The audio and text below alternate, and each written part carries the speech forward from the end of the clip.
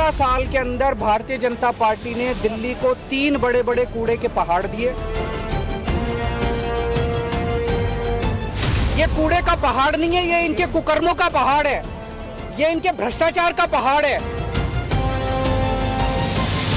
पहली बार कहा कि हम 5 साल में यमुना जी में डुबकी लगवाएंगे। उस 5 साल के बाद 2 साल और दे दो, वो भी गया। फिर उसके बाद 2 साल और दे दो, 2020 में वो भी गया। आज हम 2022 में हैं और स्थिति आज इतनी विस्फोटक है। दावा करता हूं, चैलेंज देता हूं कि वो छठ के दिन अपने परिवार के साथ यहां पर आकर डुबकी लगाए। सबसे पहले डुबकी अरविंद केजरीवाल लगाए, तभी हम मानेंगे कि उसने यमुना को साफ किया। दिखाई दे रहा है।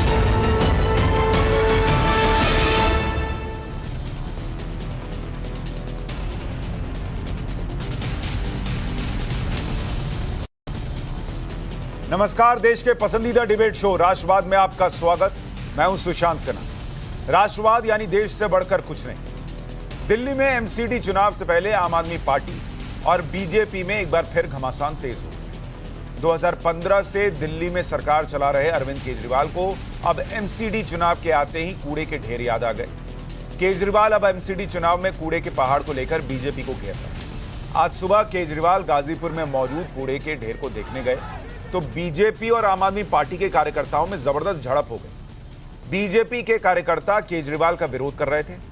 गाजीपुर पहुंचने के बाद केजरीवाल ने बीजेपी और एमसीडी पर गंभीर आरोप लगाए। कहा कि 15 साल में बीजेपी ने एमसीडी में रहते हुए दिल्ली को कूड़े के ढेर दिए। ये उनके भ्रष्टाचार का पहाड़ है। क्या क्या कहा, एक बार सुनिए फिर आगे। 15 साल के अंदर भारतीय जनता पार्टी ने दिल्ली को 3 बड़े बड़े कूड़े के पहाड़ दिए और गली गली के अंदर पूरी दिल्ली को कूड़ा घर बना दिया इन लोगों ने। दिल्ली के लोगों ने इनको एक ही काम दिया था, दिल्ली की सफाई का, और इतना बुरा हाल कर दिया इन लोगों ने कि दिल्ली के अंदर जीना मुश्किल हो गया है। और इनको खुद शर्म आ रही है, अपने काम पे इनको खुद शर्म आ रही है। हम आपका विरोध नहीं करेंगे, आप हमारे स्कूल देखने आओ, आप हमारे अस्पताल देखने आओ, आप हमारा मोहल्ला क्लिनिक देखने आओ। हमें तो शर्म नहीं आती, तुम लोगों को शर्म आती है अपना काम दिखाने के लिए। 15 साल में तुम लोगों ने क्या काम किया? ये कूड़े का पहाड़ नहीं है, ये इनके कुकर्मों का पहाड़ है, ये इनके भ्रष्टाचार का पहाड़ है जो इन्होंने दिल्ली के लोगों के साथ छलावा किया है। मैं आज चैलेंज करना चाहता हूं, बीजेपी को मैं चैलेंज करता हूं, इनके सबसे बड़े नेताओं को चैलेंज करता हूं। 15 साल में एक काम बता दें इन्होंने, एक काम, कोई एक काम जो एमसीडी वालों ने 15 साल में किया हो। एक काम नहीं बता सकते। अरविंद केजरीवाल कह रहे हैं एमसीडी में बीजेपी थी, 15 साल में एक काम नहीं किया, एक काम गिनाने का चैलेंज दे रहे हैं। वो कह रहे हैं बीजेपी के पास कुछ दिखाने के लिए नहीं, हम तो स्कूल, अस्पताल, पता नहीं क्या क्या दिखा सकते। हालांकि आम आदमी पार्टी ने कूड़े का मुद्दा उठाया तो बीजेपी ने यमुना में फैली गंदगी को लेकर केजरीवाल सरकार को घेरा। बीजेपी के सांसद मनोज तिवारी, प्रवेश वर्मा ने खुद यमुना नदी का दौरा किया। टाइम्स नाउ नवभारत की टीम भी ग्राउंड जीरो पर थी। पहले आपको यमुना की वो तस्वीरें दिखाते हैं कि कैसे यमुना में झागी झाग नजर आ रहा है, जहां पर छठ पूजा होती है। तो इस वक्त हम निकल चुके हैं बोट पर सवार होकर यमुना में। हम यमुना में इस वक्त देखिए बोट पर सवार होकर निकले हैं आगे, लेकिन एक दूसरी तस्वीर मैं आपको दिखाना चाहूंगा। ये झाग की तस्वीर देखिए सबसे पहले तो, क्योंकि इससे आपको यमुना की हालत का अंदाजा होगा। और एक और तस्वीर हम आपको दिखा रहे हैं, देखिए, क्योंकि अब राजधानी दिल्ली में नगर निगम के चुनाव को लेकर अब जो है बहुत कम वक्त ऐसा माना जा रहा है कि रह गया। हालांकि चुनाव तो पहले हो जाने चाहिए थे, तारीखों के ऐलान हो जाने चाहिए थे, लेकिन राजनीति हो रही है और यमुना पर सबसे ज्यादा राजनीति हुई है।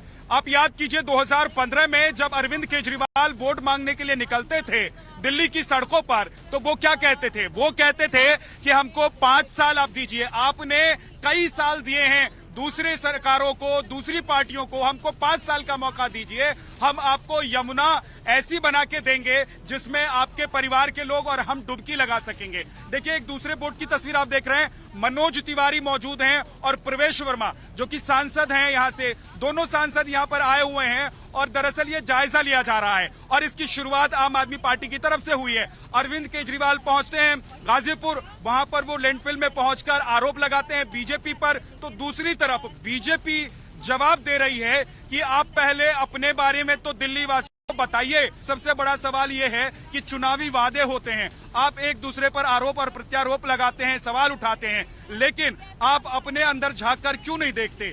जिस काम को आपने 5 साल में करने का वादा 2015 में किया था, वो 2022 तक पूरा क्यों नहीं हुआ? और ये दिल्ली की जनता आज इसलिए भी पूछ रही है, देश के लोग देख रहे हैं, आखिर अब छठ का पर्व आ गया है, एक दिन के बाद खरना है, और आप देखेंगे तस्वीरों में कि आपको दिल्ली की तस्वीर, यमुना की तस्वीर बिल्कुल भी बदली हुई नजर नहीं आएगी। ये देखिए, ये झाग है, और इस झाग में आकर आप डुबकी लगाएंगे। अब जरा सोचिए कि जो पर्व करने वाली महिलाएं होती हैं या पुरुष होते हैं, जो आते हैं नदी के किनारे, नदी किनारे पूजा करते हैं और नदी में डुबकी लगाते हैं, वो क्या इस केमिकल वाले पानी में डुबकी लगाएंगे? और डुबकी लगाएंगे तो क्या हो सकता है उनके साथ, इसका अंदाजा आप लगाइए। केजरीवाल कूड़े का पहाड़ दिखा रहे हैं, बीजेपी यमुना के झाग दिखा रही है।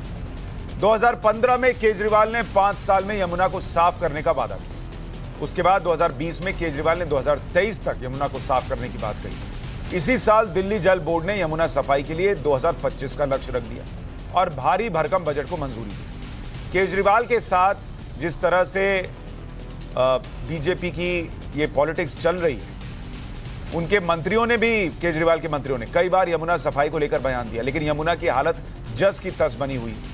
बीजेपी ने केजरीवाल को चैलेंज किया कि छठ के मौके पर केजरीवाल अपने परिवार के साथ यमुना में जरा डुबकी लगा कर दिखाएं। देखो, आपके आंखों के सामने है अरविंद केजरीवाल की दावों की ये सच्चाई है। प्रवेश वर्मा, मनोज तिवारी, सिरसा, ये सभी लोग, हम लोग जो शंका लेके आए थे, वो शंका सिर्फ वैसे ही निकली है। इसके साथ साथ आपको सबसे बड़ा दुख होगा कि ये झाग आपके कैमरे में ना दिखे, इसलिए यहाँ इसमें केमिकल 50,000 लीटर केमिकल हम लोगों ने भी पकड़ा है। अच्छा, जब्त कर लिया है, FIR कराने जा रहे हैं हम लोग। दावा करता हूँ, चैलेंज देता हूँ कि वो छठ के दिन अपने परिवार के साथ यहाँ पर आकर डुबकी लगाए। सबसे पहले डुबकी अरविंद केजरीवाल लगाए, तभी हम मानेंगे कि उसने यमुना को साफ किया। दिखाई दे रहा है केजरीवाल बीजेपी को चैलेंज दे रहे हैं, बीजेपी केजरीवाल को चैलेंज दे रही है। उधर दिल्ली में 3 जगह पर कूड़े के पहाड़ हैं, Ghazipur landfill site, Okhla landfill site और भलसवा लैंडफिल साइट। और कूड़े के ढेर के आसपास जो लोग रहते हैं, उनके लिए परेशानी बनी हुई है। केजरीवाल सवाल उठा रहे हैं, उठाने भी चाहिए, लेकिन दिल्ली को प्रदूषण से मुक्त करने के लिए केजरीवाल सरकार ने क्या किया, इसका भी सवाल उठ रहा है। दिल्ली में 22 किलोमीटर में फैली यमुना का 76% हिस्सा प्रदूषित है। यमुना इतनी मैली है कि आप इस पानी से नहा नहीं सकते।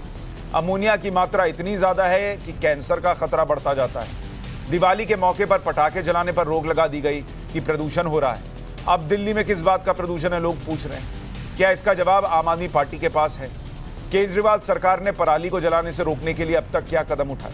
लेकिन कूड़े के ढेर में एमसीडी चुनाव का मुद्दा दिखता है। ऐसे में आज के सवाल राष्ट्रवाद में ये कि दिल्ली में आम आदमी पार्टी वर्सेस बीजेपी की लड़ाई कूड़े का पहाड़ वर्सेस झाग वाली यमुना पर आ गई। एमसीडी चुनाव है, इसलिए कूड़ा पॉलिटिक्स हो रही है क्या? चुनाव से पहले ही कूड़े के पहाड़ की याद क्यों आई?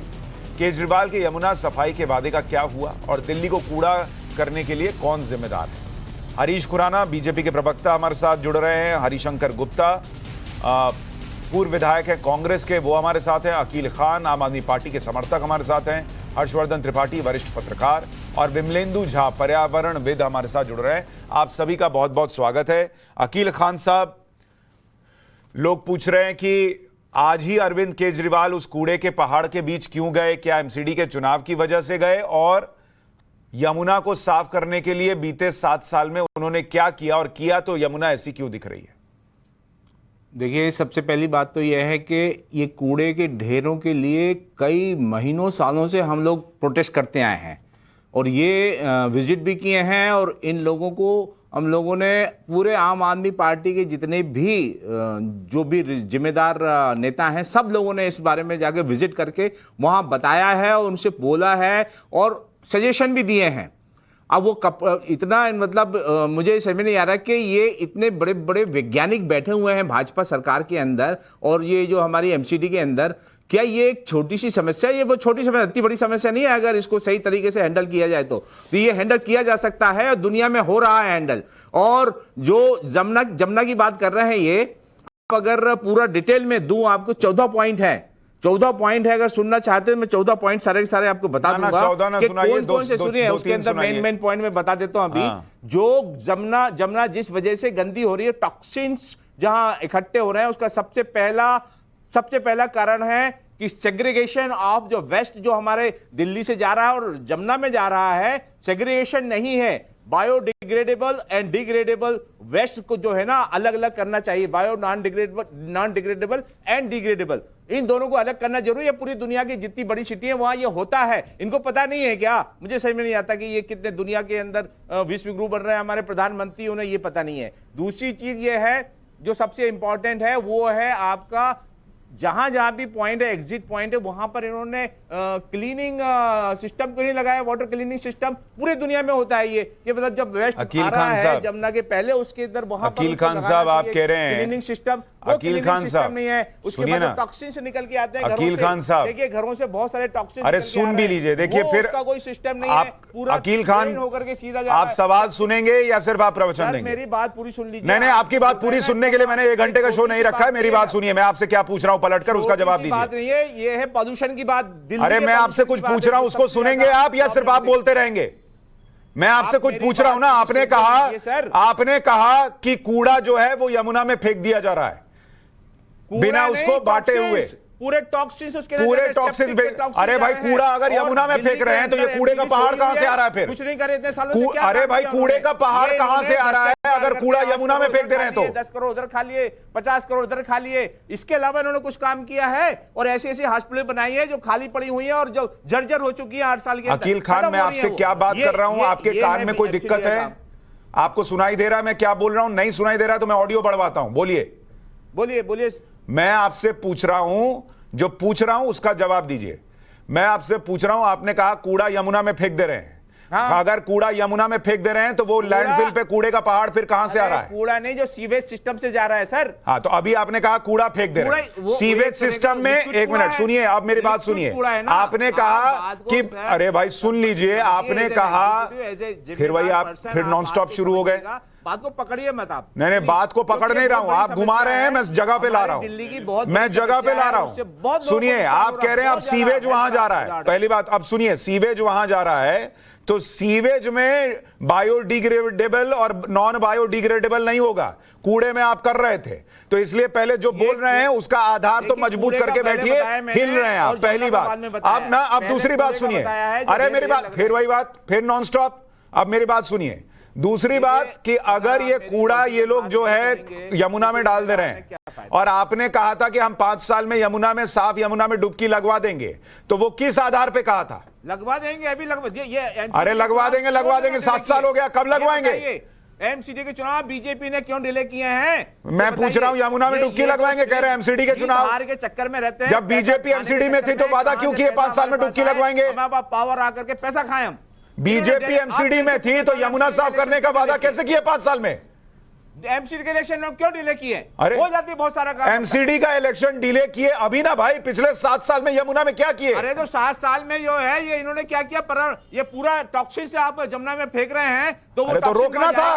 वादा किसके हिसाब से किए थे? पूरा आ रहा है और अरे पूरे मेरे पास रिपोर्ट है सर 14 पॉइंट की। मैं आपको 14 पॉइंट आपका शुरू का 2 पॉइंट नहीं चला, 6 थे उस पॉइंट में, 6 थे आपके पॉइंट गंजे हैं। मुझे बताइए हरीश खुराना जी ये कह रहे हैं आप लोग जो है यमुना में जहर फैला रहे हैं, आप लोग कूड़ा साफ नहीं कर पा रहे हैं। आपके पास क्या जवाब है उस कूड़े के पहाड़ का, पहले ये बताइए। सुशांत भाई, आम आदमी पार्टी इस मुद्दे के ऊपर कितनी सीरियस है ये इस चीज से नजर आता है कि आपके जैसे शो के ऊपर, जो बहुत बड़ा चैनल है और बहुत बड़ा शो है, उस पे अपने प्रवक्ता नहीं भेजेंगे, ऑफिशियल प्रवक्ता नहीं भेजेंगे, उस पे इन जैसे लोगों को भेजेंगे जिनको अकील खान का ऑडियो कम करो। अकील खान, मैं ये सब नहीं करता, सॉरी, मेरे शो में नहीं करता। ऑडियो कम रखो, उनका ऐसे हिलते हुए वीडियो जाने दो। हरीश खुराना बोलेंगे। हरीश खुराना बोलिए।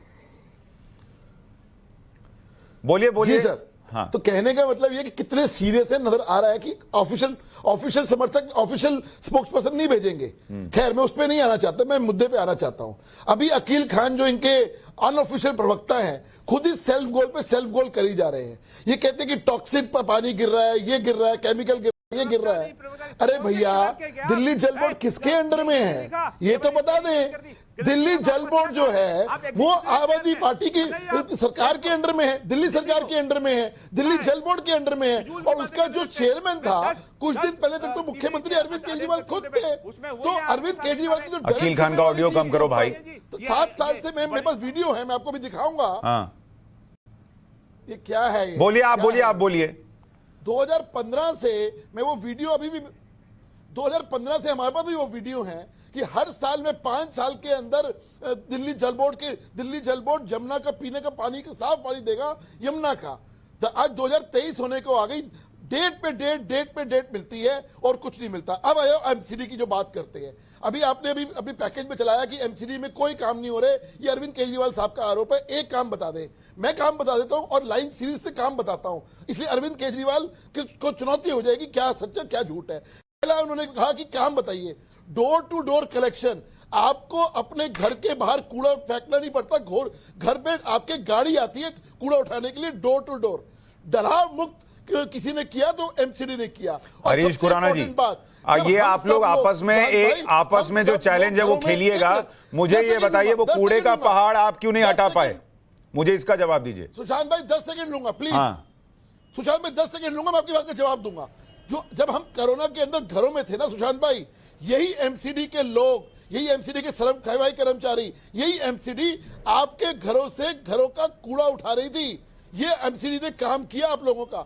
अब आप आ जाइए कूड़े का जो आप कह रहे पहाड़ का, मैं आपको डाटा दे रहा हूं, मैं हवा में बात नहीं करता, आप भी जानते हैं। ये तीनों लैंडफिल का डाटा है। पिछले 5 साल के अंदर 27 मीटर, मैं ऑफिशियली बोल रहा हूं, 27 मीटर का पहाड़ नीचे आया गाजीपुर का, 18 मीटर का आया भलसवा का, ओखला का आया 11 मीटर का। ये है ऑफिशियल डाटा, 11 मीटर नीचे आ चुका है। और हमारा टारगेट और हमारा प्रॉमिस है, हम केजरीवाल की तरह प्रॉमिस नहीं करते, अगले 2 साल के अंदर ये पहाड़ खत्म हो जाएगा। मैं आपके चैनल पे बहुत जिम्मेवारी से कह रहा हूं, क्योंकि उसका कारण है, अभी तक जो कूड़ा इकट्ठा हुआ है 140 लाख मीट्रिक टन है। और जो हमने अगस्त 2022 तक हटा दिया है, वो 12 लाख मीट्रिक टन हटा चुके हैं। और अच्छा हरीश भाई, मैं बाकी मेहमानों से एक इनिशियल कमेंट लूं, उससे पहले एक छोटी बात बताइए। हरीश खुराना जी, आप एमसीडी में कितने साल रहे? जी 15 साल से सर। 15 साल में आपने 15 साल में आपने एवरेज मान लीजिए 18 मीटर या 8 मीटर या 10 मीटर या 12 मीटर अगर लैंडफिल नीचे किया है, तो लोग आपको अगला मौका क्यों दें? फिर ऐसे तो उसको हटाने में और आपको 15 साल लगेगा। ये सर 15 साल से नहीं हुआ। नहीं सर, नहीं सर, मैं इसका जवाब दे देता हूं आपको। इससे पहले टेक्नोलॉजी नहीं थी पूरे वर्ल्ड वाइड, 2019 में ही लगा। 2019 से और 2022 की बात कर रहा हूं, 18 मीटर 2.5 साल में लग के आया है। और अब जो हमने कैपेसिटी बढ़ाई है पिछले महीने ही। ठीक है, आप कह रहे टेक्नोलॉजी नहीं थी। हरिशंकर गुप्ता जी, आपके हिसाब से एक तरफ आम आदमी पार्टी है जिससे यमुना साफ नहीं हो रही, ये कह रहे हैं इन्होंने लैंडफिल नीचे कर दिया है, दोनों में से कौन ठीक बोल रहा है, कौन सही बोल रहा है? सुशांत भाई पूरा समय दीजिएगा, जितना समय आपने जी दिया है। लीजिए। सबसे पहली बात यह है कि दोनों की दोनों सरकारें बीजेपी की सरकार भी नगर निगम में और केजरीवाल की सरकार दिल्ली में दोनों स्टंटबाजी कर रही हैं। आज केजरीवाल गए गाजीपुर लैंडफिल साइट के ऊपर, बड़ा दुख हुआ, आश्चर्य हुआ, दिमाग में कल्पना आई कि एक शहर के प्राचीन शहर के अवशेष देखने गए हुए हैं। आज दिल्ली के अंदर तीनों जगह पर कूड़े के पहाड़ बनते चले जा रहे हैं। आज उनको मुझे लगता है पहली बार वो शायद कूड़े का पहाड़ देखने के लिए गए हैं। मेरा कहना इसमें यह है कि जनता को अगर कष्ट होता है किसी बात को लेकर और वो आपदा में बदल जाए, तो सरकार चाहे केंद्र की हो, चाहे राज्य की हो, चाहे नगर निगम की सरकार हो, सबकी एक मुश्त जिम्मेदारी होती है कि मिलकर संयुक्त रूप से करें। कांग्रेस ने तो यही किया है। अब इन दोनों की फेलियर्स जो हैं, जो दोनों लोग फेल हुए हैं दिल्ली की जनता को राहत देने में, दिल्ली को खंडर इन्होंने बना के रख दिया। टूटी हुई सड़कें हैं, यमुना मैली है, सीवर ओवरफ्लो कर रहे हैं, लोगों को पेंशन नहीं मिल रही है। ये तमाम तरह की चीजें दिल्ली के अंदर आज पैदा हो गई हैं और इसका विकल्प सिर्फ एक ही है सुशांत जी। कांग्रेस ने सुशासन दिया था 15 साल दिल्ली को, कोई शिकायत नहीं थी। दिल्ली की तरक्की आसमान पर थी, विश्व स्तर का शहर बना था दिल्ली। आज लोग महसूस कर रहे हैं कि इन दोनों का पर हरिशंकर जी, मैं आपके इस जवाब के एक पक्ष से सहमत हूं, दूसरे से नहीं। आप जो कह रहे हैं कांग्रेस ने दिल्ली में बहुत काम किया, इससे मैं 100% सहमत हूं। लेकिन दूसरा सवाल यह है कि आपके राज में भी यमुना इतनी गंदी दिखती थी सर?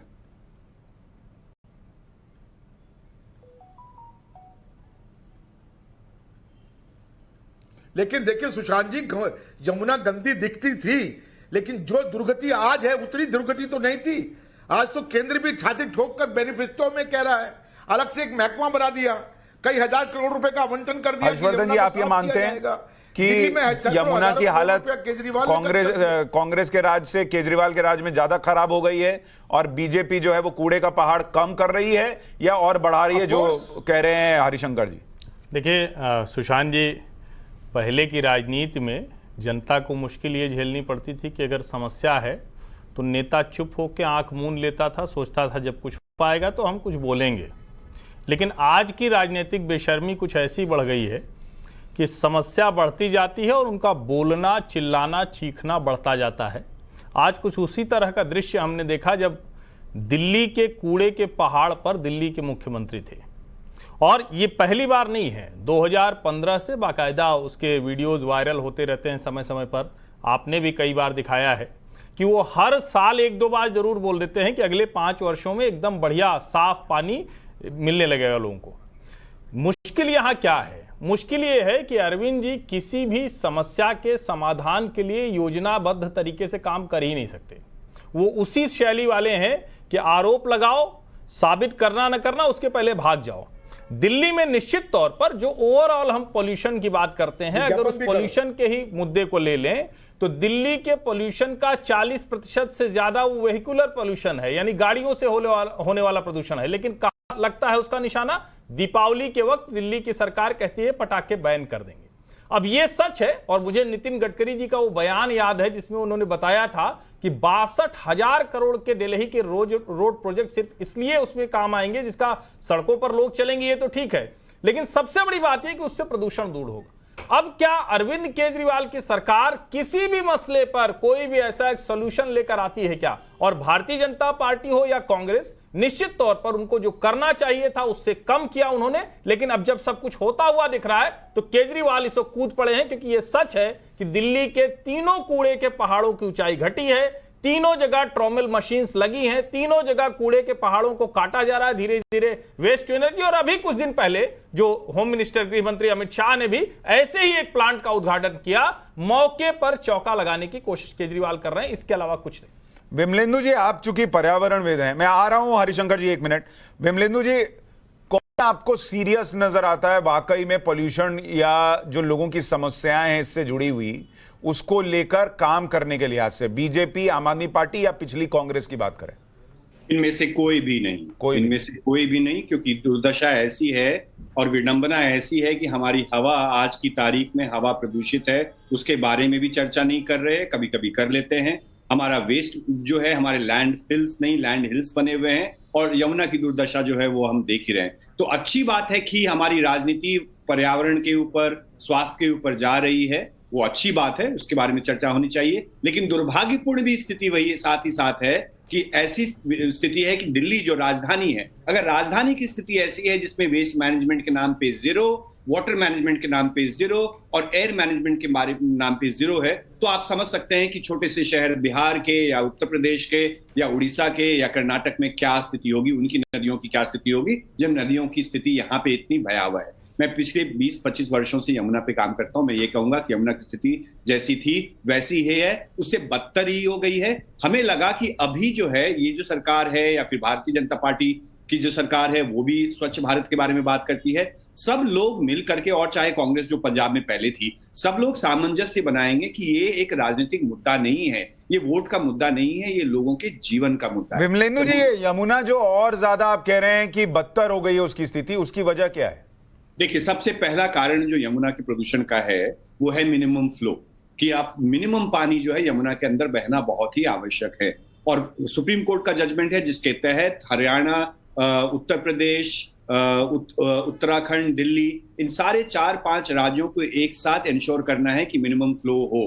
ताजेवाला बराज और हथनीकुंड बराज से कम पानी छोड़ा जाता है, जिसके कारण यमुना में कम पानी आता है। साथ ही साथ जो है अर्बनाइजेशन जो इंक्रीज हुआ है, पहले जो था लगभग 3000 million litre waste water Delhi के अंदर आता था, और अब जो है वो लगभग 3500 million litre waste water Delhi के अंदर जाता है। सीवेज, मैं ये भी कह रहा हूं कि बद से बदतर इसलिए क्योंकि समय के साथ साथ तकनीक के साथ साथ जागरूकता के साथ साथ अच्छी राजनीति के साथ साथ शायद यमुना में परिवर्तन आना चाहिए था, लेकिन यमुना वैसी ही है। यमुना की स्थिति उतनी भयावह है, और जब पॉपुलेशन लोड है, ओवर एक्सट्रैक्शन ऑफ वाटर है, मोर डेंसिटी ऑफ पोल्यूटेंट्स है। अगर आप दिल्ली सरकार ने अभी थोड़ी देर पहले कोई एक ट्वीट किया था, उनकी मीटिंग हुई थी, उनके लगभग 25 से 30% तो सीवेज ट्रीटमेंट प्लांट काम ही नहीं कर रहे हैं। उनके लगभग 20% जो कॉमन एफ्लुएंट ट्रीटमेंट प्लांट उनका अपना एडमिशन है।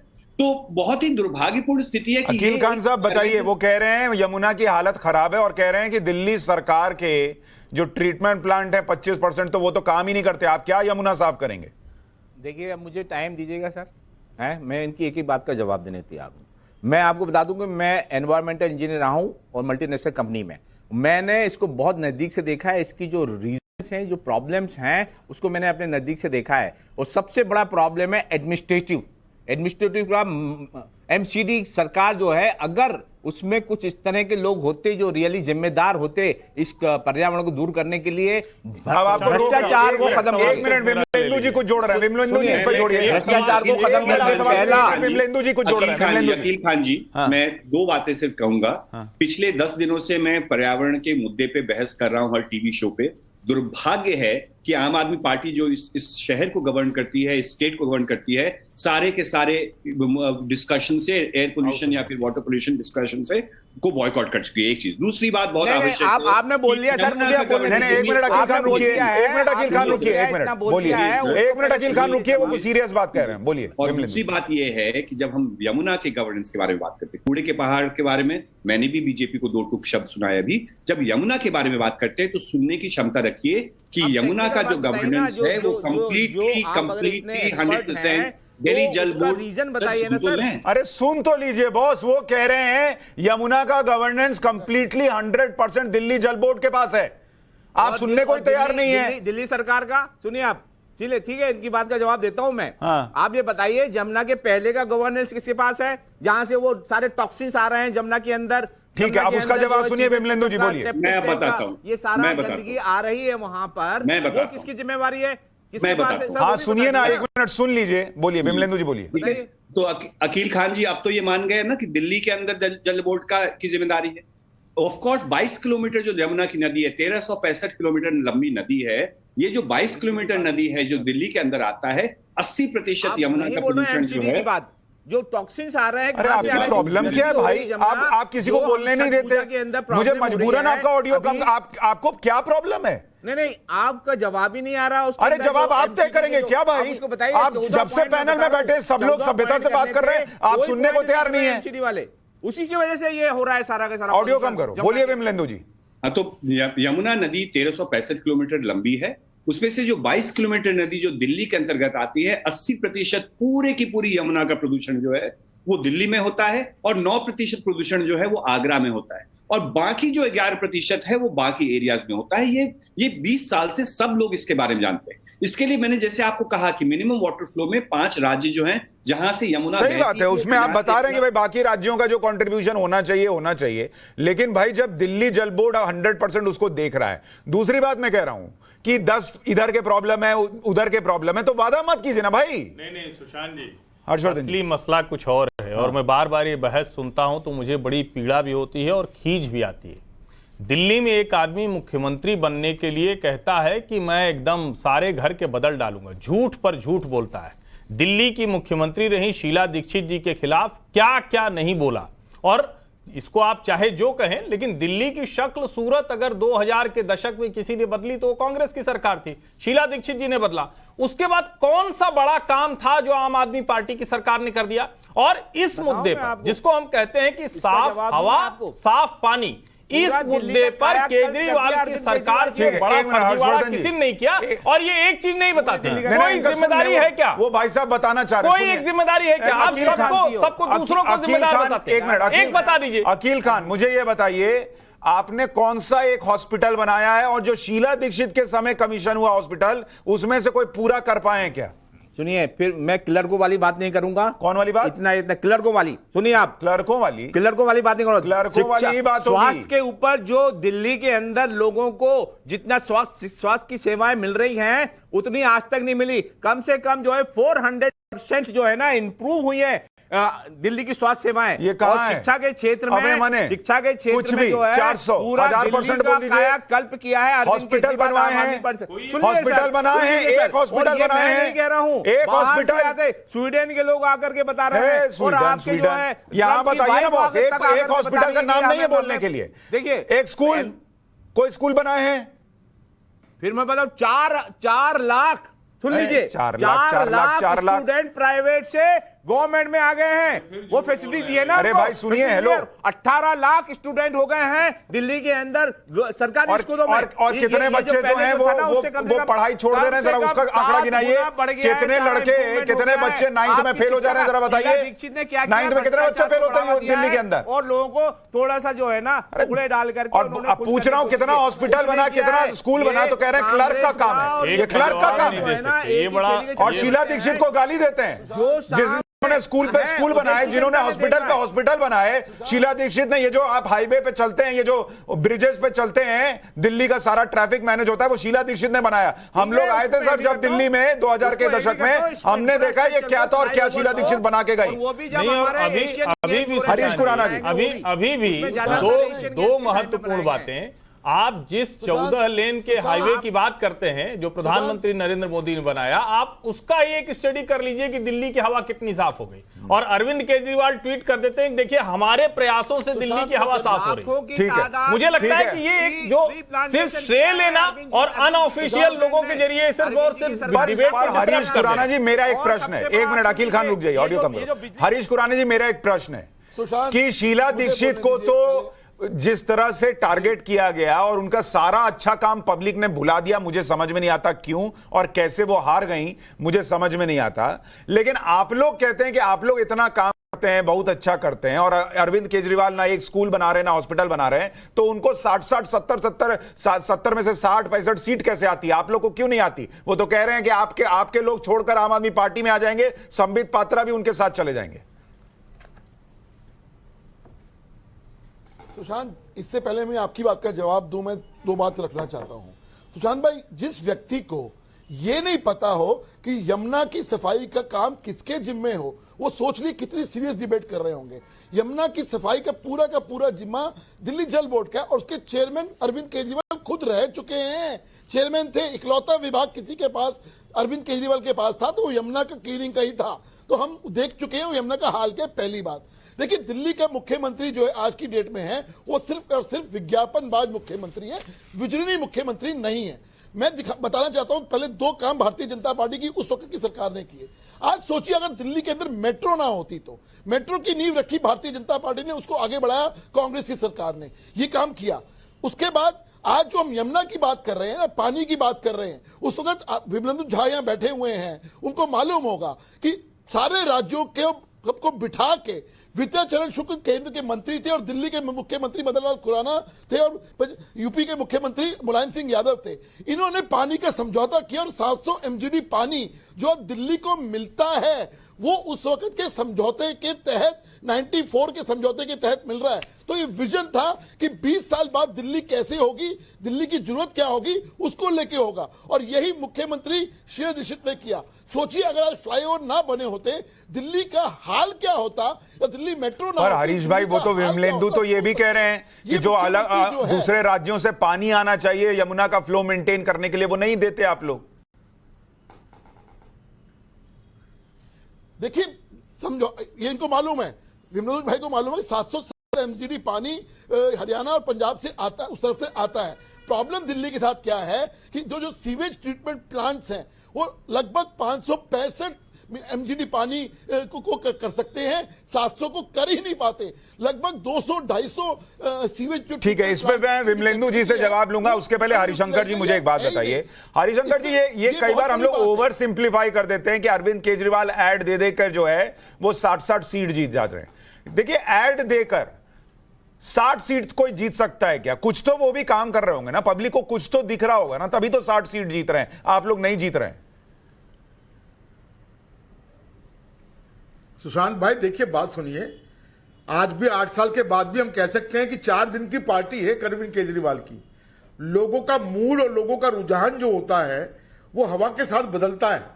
उनके बारे में गलतफहमियां बड़ी भ्रम फैला लोगों के बीच में, और वो 2 बार चुनाव जीते जरूर हैं, लेकिन आज उनकी पार्टी की हालत ये है, एक के ऊपर एक आदमी चढ़ा हुआ है और एक दूसरे का गला काटने को तैयार बैठे हुए हैं।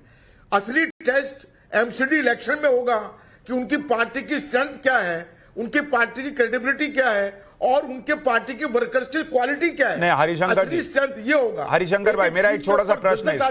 हरिशंकर भाई, मेरा एक छोटा सा प्रश्न है। टिकट देंगे हरिशंकर जी, मेरा एक छोटा सा प्रश्न है। टिकट देंगे सबको। हरिशंकर जी, मेरा एक छोटा सा प्रश्न है। बिगर पैसा लेकर टिकट देंगे। देखिए, मैं बिहार से आया हुआ आदमी हूं, यहाँ नौकरी की तलाश में आया। हर्षवर्धन जी जो है वो यूपी के आदमी है। केजरीवाल का नाम नहीं, एक मिनट हरिशंकर जी, मेरा प्रश्न ये है, मैं बिहार से आया, मुझे शीला दीक्षित का काम दिखता है। ये हमारे हर्षवर्धन जी यूपी से आए, इनको शीला दीक्षित का काम दिखता है। लेकिन जो दिल्ली में रह रहे हैं उनको शीला दीक्षित का काम न दिखे और वो 2-2 बार छल में आ जाएं और 60-60 सीट दे दें केजरीवाल जी को, ये कैसे संभव है? तो छल तो इसी को कहते हैं ना जी, 2 बार। छल किस लिए बना है? छल का मतलब यही होता है कि छल में आए, और छल में आता कौन है? लोग ही तो लोग आते हैं छल में। आप छल में आने वाले नहीं है। ना तो छल में इसके आएंगे केजरीवाल के, और ना छल में ये आएंगे बीजेपी के आएंगे। मैंने तो शुरू में कह दिया, लोग समझ गए हैं। लोग हर्षवर्धन जी, ये संभव है क्या कि छल में लोग आकर इतना 60-60 सीट दे रहे हैं? नहीं, मुझे नहीं लगता। और राजनीति में अगर छल में आकर कर रहे हैं तो इसका मतलब कि जो सामने की पार्टियां हैं वो अपनी बात जनता तक नहीं पहुंचा पा रही हैं, वो उनका कनेक्ट पब्लिक से उस तरह का नहीं है, फिर वो भारतीय जनता पार्टी हो या कांग्रेस हो। और इसमें कहीं कोई संदेह नहीं है। इसमें अब तो बहुत स्पष्ट है कि दिल्ली की किसी भी समस्या पर केजरीवाल सरकार ने बहुत गंभीरता से काम नहीं किया। मैं आपको एक बात बताता हूं, एक जरूरी बात कर रहा हूं हर्षंकर जी, फिर मैं चुप हो जाऊंगा। जब पहली सरकार के 4 साल पूरे हुए थे तो एक कार्यक्रम में हरदीप पुरी के साथ अरविंद केजरीवाल थे, और उन्होंने कहा कि देखिए, हमने बहुत लड़ाई लड़ ली केंद्र सरकार के साथ, अब हम इनके साथ मिलकर काम करेंगे। इसका मतलब जब चुनाव नजदीक आया तो अरविंद जी ने कहा कि हम मोदी जी के साथ मिलकर काम करेंगे। ये जो तरीका है राजनीति का कि 4-4.5 साल एक आधी अधूरी सरकार, वो केंद्र सरकार जिससे उसको पैसे मिलते हैं, ग्रांट मिलती है, योजनाएं मिलती हैं, उससे लड़ती रहती है। जो नीचे एमसीडी है उसका हजारों करोड़ रुपया मेयर को धरना देना पड़ता है, और फिर वो कहते हैं कि नहीं नहीं, अब देखिए ये कुछ नहीं कर पा रहे हैं, हम सब बदल देंगे। मुझे लगता है कि आप इसको छल कहें या कुछ भी कहें, भारतीय जनता पार्टी और कांग्रेस आम आदमी पार्टी की इस राजनीति को काउंटर नहीं कर पा रही, उनका जवाब नहीं दे पा रही। ठीक है, हरिशंकर जी छोटे में। देखिए, मैं सिर्फ आपको यह बात कहना चाहता हूं, यही अरविंद केजरीवाल है जो आपने कहा, बिल्कुल सत्य कहा है। इसी आदमी ने पैरों में गिरकर 5, 6, 10 लोगों के से माफी मांगी, अपना केस वापस लेने के लिए कहा। तो इस आदमी का क्या भरोसा, क्या कैरेक्टर इस आदमी का है? इस आदमी का कोई कैरेक्टर नहीं है। क्या बात कर रहे हैं सर आप? क्या बात कर रहे हैं? कौन सा झूठ बोल रहे हैं? ये तो एक तो झूठ, आपने 50 झूठ बोल चुके हो। ये कौन सा झूठ? क्या मतलब हुआ? चुप रहिए आप। अरे आप बताइए मुझे, चुप हो जाइए। शीला दीक्षित जी ने भ्रष्टाचार का बवंडर मचा रखा था पूरे दिल्ली के अंदर। आदमी चुप हो जाइए। वो तो ये कहो कि आपके पास सेंटर में भी कांग्रेस गवर्नमेंट थी, इसलिए जो है ना वो नहीं खुल पाया। नहीं तो कितना भ्रष्टाचार शीला अकील खान जी, शीला दीक्षित ने भ्रष्टाचार का और जो हमारा शिक्षा और पहाड़ खड़ा कर रखा था। शीला दीक्षित को जेल में डाले आप, उसको ठीक। शीला दीक्षित जी को आप जेल में डाले जब केजरीवाल की सरकार आई। आपने सट के कांग्रेस से सरकार बना ली थी, और अब आप गिना रहे हैं कि शीला दीक्षित जो अब है नहीं दुनिया में, आप कह रहे हैं उन्होंने भ्रष्टाचार का पहाड़ खड़ा कर रखा था। कुछ भी बोलेंगे। जब ये जनाब हमारे एक्स एमएलए बोल रहे हैं साहब कि मतलब शीला दीक्षित पे ना बोलिए, शीला दीक्षित पे ना बोलिए, आगे की बात बोलिए, आगे की बात बोलिए। भाड़े के आदमी आप चुप हो जाइए। देखिए किसने क्या, लेकिन ये शीला दीक्षित, आप भाड़े के आदमी आप चुप हो जाइए। मतलब ये कर रहे हैं ना, बहुत इनकी किसे बोलते हैं आपकी प्रो, अरे उनकी प्रेस है क्या? केजरीवाल की करें, चोर की, भ्रष्टाचारी की, शराबी बेचने वालों की। बताइए जरा, क्या क्या क्या अरविंद केजरीवाल शराब माफिया है, सच्चाई क्या, शराब माफिया है, शराब माफिया। आप बताइए, आपके मतलब अरविंद केजरीवाल शराब माफिया, आप भी उसमें शामिल हैं। बताइए, आपके खिलाफ भी केस लगेगा। रेडी टू फेस और reply. Tell me sir, tell me. Sushant ji देखिए, पहले आपको कि आम आदमी पार्टी का प्रवक्ता होगा क्या what you want me to say? एक बात आप ही बता दीजिए ना कि कौन सा काम आज तक हो पाया है। एक काम बता दीजिए केजरीवाल सरकार ने कुछ किया हो तो। सुन लीजिए। अरे आपने क्या किया? किसी भी एक विषय पर। वो तो बोला स्कूल का बता नहीं पाया, हॉस्पिटल का बता नहीं पाया, विश्वविद्यालय के शिक्षकों की तनख्वाह तक तो दे नहीं रहे। दिल्ली विश्वविद्यालय के शिक्षकों की तनख्वाह तक तो दे नहीं पा रही दिल्ली सरकार। सुन लीजिए, बिजली, पानी, शिक्षा, स्वास्थ्य, महिला सशक्तिकरण, रोजगार, फिर वही ये जो अरविंद जी के भाषण आप भी अच्छा दे लेते हैं। ईश्वर करे आप जल्दी ही प्रवक्ता हो जाए वहां। समस्या थी, लेकिन जो सच है उसका तो जवाब नहीं दे पाते अकील खान, ना। और प्रवक्ता नहीं हो जाए, भाड़े का पैसा मिल जाएगा। अकील खान जी, मुझे एक बात, मैं 1 मिनट आ रहा हूँ, हरीश भाई आ रहा हूँ। पॉल्यूशन है ना अकील खान, ये जो डीजी से अकील खान जी मुझे ये बताइए, ऑफिसेस के अंदर अकील खान जी करते थे, अरे सब अकील खत्म हुआ है। अरे और जितने भी जो सुनिए ना भाई, हेलो लगाए जाते थे अकील खान जी, सुन तो लीजिए, सब खत्म किए, ये बेकार। अरे गले का नस फट जाएगा, एक मिनट सुनिए ना। अरे सुनिए अकील खान जी, सुन लीजिए। अरे मेरे एक सवाल का जवाब, अरे सुनिए ना भाई, हेलो अकील खान जी सुनिए। की जरूरत नहीं पड़ती ना, पहाड़ मिलते, अरे भाई ना पहाड़ मिलते, ये इनको दूर कचरे के, ये मैं गारंटी देता हूं। अकील खान जी, 5 साल के अंदर ये सब खत्म हो जाएंगे, ये भी नोट कर लीजिए। अच्छा ठीक, सुन लिया। और आपको जैसे यमुना साफ हो गई, कांग्रेस वालों को चैलेंज है। अरे भाई आप जो है यमुना की झाग की तरह उठे जा रहे हैं, रुक ही नहीं रहे हैं। अकील खान सूरज रुकिए। अरे बॉस सुनिए ना थोड़ा, बिल्कुल सुन लीजिए। अरे मेरी बात सुनिए, ये बताइए, इतनी अच्छी पार्टी है आम आदमी पार्टी, आप ज्वाइन कब करेंगे? कितने दिन आपको आप समर्थक लिख के बैठाना पड़ेगा? मैं 12 साल से साथ में हूं, साथ में हूं, पार्टी में है। हाँ, तो आपको प्रवक्ता नहीं बना रहे हो लोग? जंतर मंतर पर मैं पूरे 5 दिन एजिटेशन पर रहा, 5 दिन जन लोकपाल बिल के लिए। और उसके मैं बाद अरविंद केजरीवाल से अगर गोदी में जाके प्रवक्ता लोकपाल है दिल्ली में? लगेंगे मुझे? दिल्ली में लोकपाल है क्या? 2 मिनट लगेंगे। दिल्ली में लोकपाल है? अरे क्या बात कर रहे हैं आप, ये एलजी से पूछिए ना, जो दबा के बैठा हुआ है लोकपाल बिल, पूरा लोकपाल। और बीजेपी से पूछिए, बैठे हुए हैं हमारे जिन्होंने दबा के रखा, वो 2015 से। अरे वो पूछ रहे हैं, हर्षवर्धन भाई पूछ रहे हैं, एक आंतरिक लोकपाल भी रखना था, वो किसने रोका? वो हम शो कर रहे हैं पूरा हमारे। वो मुझे लग रहा है विमलेंदु जी ने रोका है। विमलेंदु जी, आपने भी कुछ तो रोका होगा। कांग्रेस, बीजेपी, पत्रकार, एलजी, सब ने कुछ रोक दिया। विमलेंदु जी आप समझ, 1 मिनट आ रहा हूं हरीश जी, एक छोटा सा रिएक्शन विमलेंदु जी का। विमलेंदु जी, ये जो पॉलिटिक्स चल रही है, इसमें कोई उम्मीद रखे पब्लिक?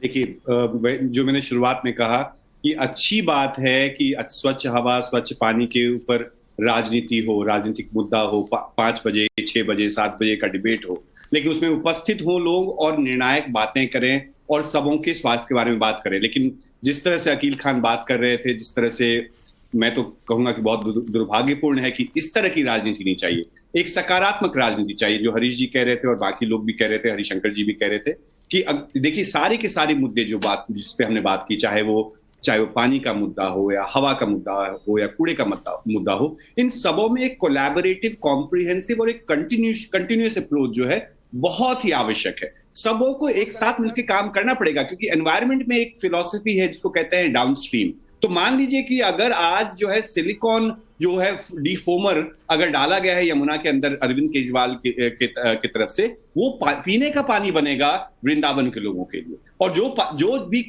या फिर जो भी प्रदूषण हरियाणा वाले डालते हैं, वो पीने का पानी बनता है दिल्ली के लोगों के लिए। तो एनवायरनमेंट में जो है सब लोग डाउनस्ट्रीम में रहते हैं और मिलकर काम तो करना ही पड़ेगा। हरीश, मैं माफी चाहूंगा विमलेंदु जी, समय खत्म हो रहा है। हरीश जी, छोटा सा जवाब आप दीजिए। 10 सेकंड। अभी बहुत अच्छी बात कही झा साहब ने कि मिलकर काम करना पड़ेगा। ये चिट्ठी है गौतम गंभीर की, मेंबर ऑफ पार्लियामेंट की, 2020 की। उन्होंने साफ लिखा है, आइए मिलके चलते हैं पहाड़ के ऊपर और गाजीपुर पहाड़ के ऊपर और मिलके सॉल्यूशन निकालते हैं।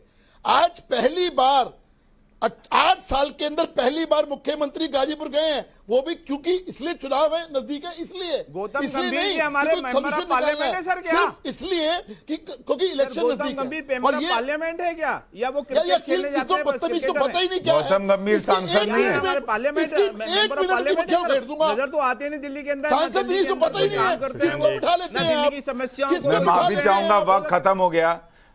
और मुझे लगता है कि ये जो पूरी बहस हुई इसमें कम से कम पब्लिक को ये तो पता चला होगा कि किसके जिम्मे क्या है और किसके जिम्मे क्या नहीं है। और अगर आम आदमी पार्टी से सवाल है तो बीजेपी और कांग्रेस से भी ये सवाल है कि अगर यमुना साफ नहीं होती है तो छठ के पहले ही आप लोग क्यों दिखाने जाते हैं, पूरे साल उस पर हंगामा क्यों नहीं करते। इस पर चर्चा जारी रहेगी। फिलहाल